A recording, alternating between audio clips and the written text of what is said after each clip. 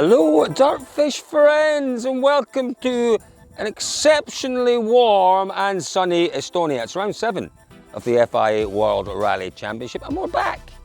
Not a year later, because don't forget Rally Estonia, which kicked us off again really after the big break last year, the big pandemic break.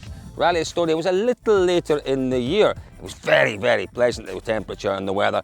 This, I'd have to say, is going to be interesting. We're in the middle of a heat wave. It hasn't rained properly here for many, many weeks. Okay, you might say, well, it's hot, it's sunny, it's lovely, it's been dry.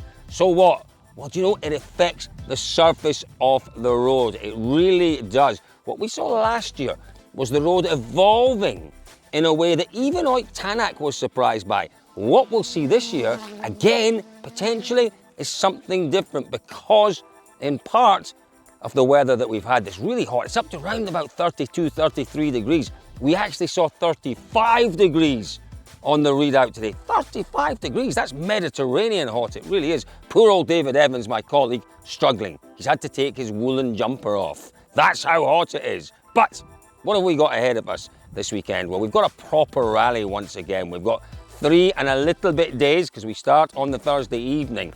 318 kilometers, 24 stages, a lot of stages, quite a few little stages in there.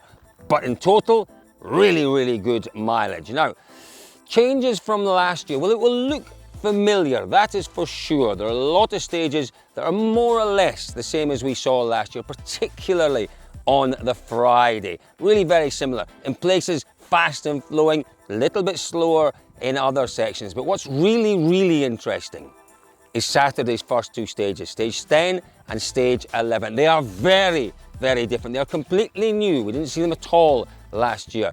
Quite different in appearance. In places, incredibly narrow.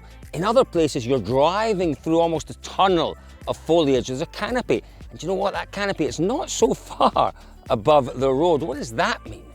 Well, it means that dust could quite easily become an issue. There are lots of surface changes in really all of the stages, you know, these slightly wider open stages and the narrow stages.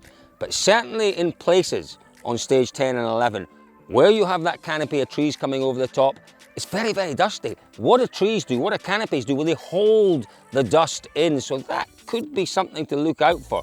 Not quite sure what they're going to do. I imagine they'll go for 4-minute gaps. It'll be necessary, but even with 4-minute gaps, well, you still might see some issues in there. You know, you've got in places some really quite compacted roads that almost have, well, an abrasive sort of rocky base to them. That's not so common. What you have more often than not is this sort of road here. This is a kind of link road. You can see, have a look up here, guys, coming out the trees. We've come about 3Ks, 4Ks in. It's a different start to last year. And as you can see, the road coming out from underneath the trees there, this surface, well, you know what, it certainly isn't a compacted surface, but it's fairly smooth. That's probably the best thing that's going for it. But then you come out onto this road. This is a much wider road. It's a road that links little villages. Well, I say villages, they're more hamlets, if you like. And look at the surface here. You know, you've got this really, really thick layer of fine and, well, quite small pebbly gravel.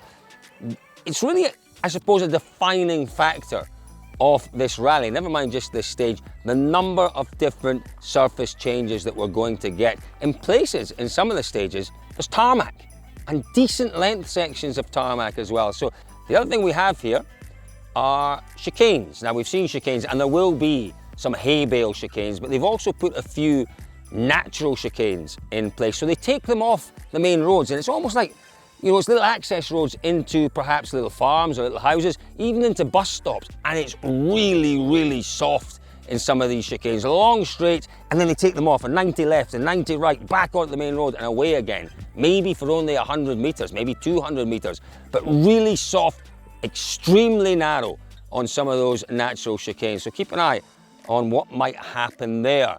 Other things that you need to be aware of. Well, they use quite extensively here anti-cutting devices on the corners. They're concrete blocks with poles in them. Hit one of those, you're going to do yourself some damage.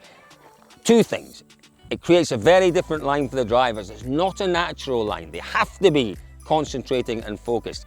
The other thing that it does as well is You know, they're hidden. They're hidden in underneath it. They're not hidden, right? They don't hide them thinking, oh, I'm going to hide one here because it might catch someone out. But in places where it's overgrown, they're not so easy to see.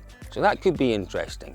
Have to say, it is so good to be back in Estonia. We had a magnificent event here last year. There's no reason to think that we won't again have a magnificent event. Really looking forward to it. This weather adds to it. The surface, the roads, the extra stage kilometers. It's going to be a cracker. And you can follow all the action on DirtFish.com.